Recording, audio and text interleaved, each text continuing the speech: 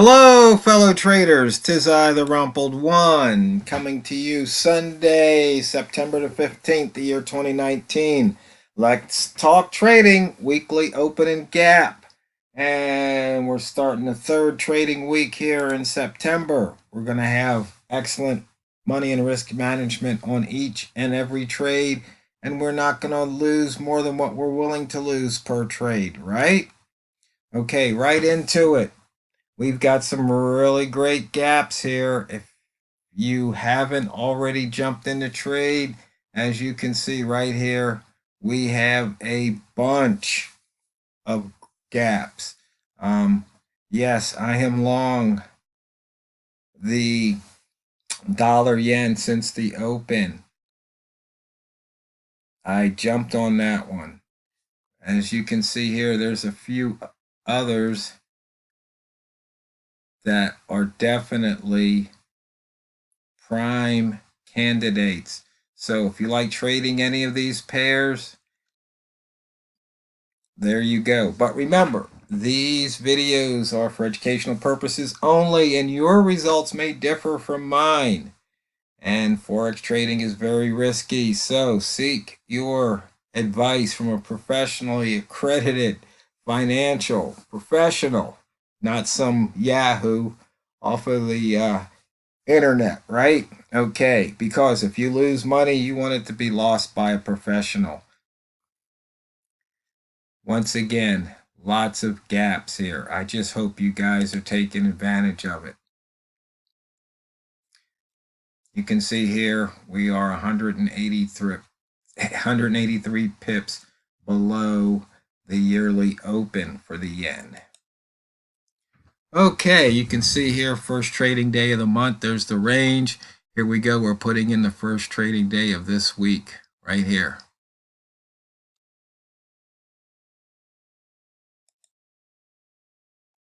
And what happened there? Okay. You can see here we're above September's open, but we're below the rest.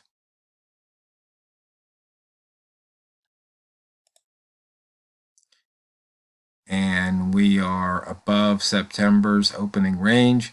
You can see we are inside the August range, and we touched inside the June range, first trading day of each of those months range.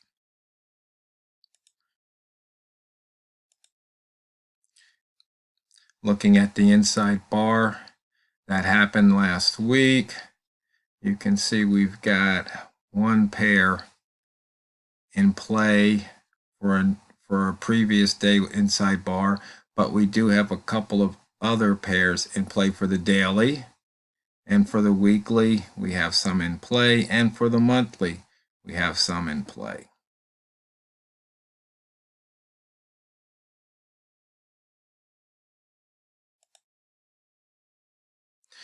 Range, we're just now getting started, so no pairs over 100, but the yen's already clocked in 46 pips.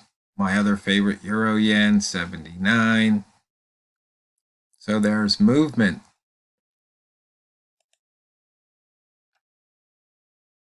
Weekly H1 lowest open right here. We've only got two, we're only into the second hour.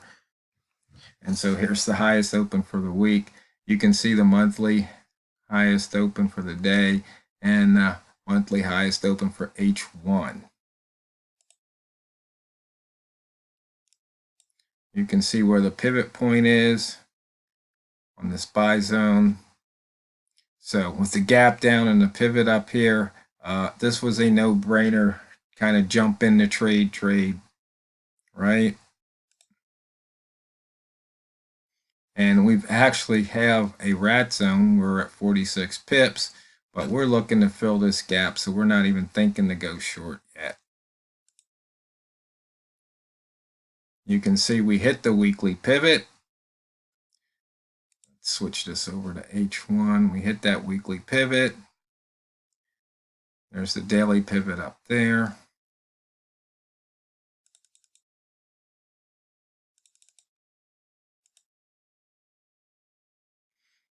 You can see here we're trying to take out this pivot.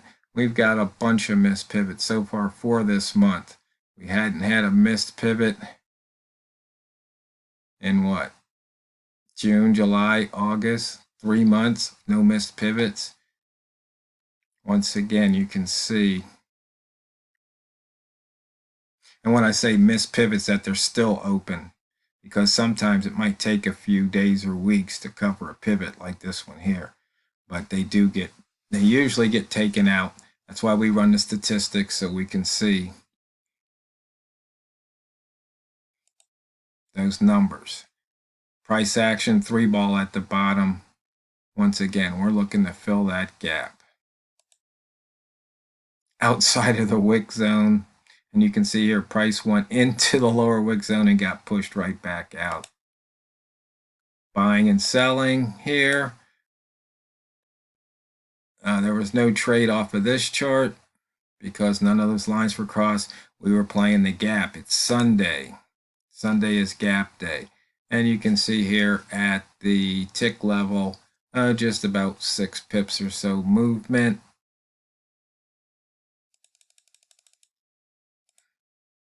On the Einstein line, once again, looking to go long. So we ignored that short when we opened up this trading portfolio just a few minutes ago.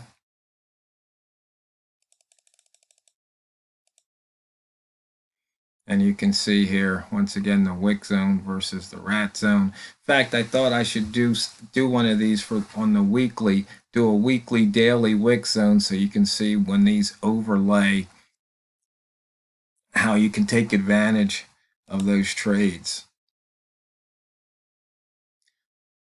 Here again, looking, you can see all these lows got taken out. And so now we're looking to come up and start taking out some highs. On the open, it was just once again straight up. And looking at the ATR zones here. Oh, this is the euro.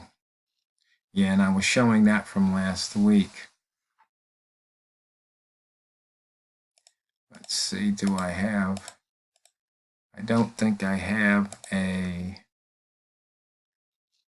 dashboard. Let me see. This dashboard, switch them.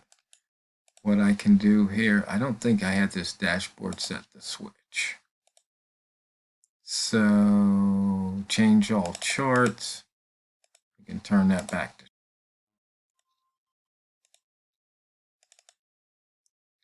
And you can see here that popped to the yen, dollar yen.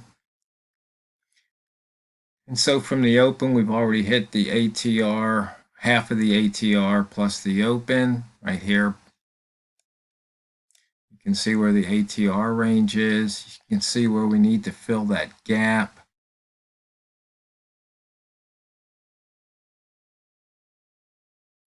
And if we switch this time frame to 1 hour, you can see right here, we're going to pretty much have to bust through the ATR to hit that gap. So if you're in profit, don't be greedy. If you see something, price starts to stall, you get a reversal signal, go ahead, take some profit.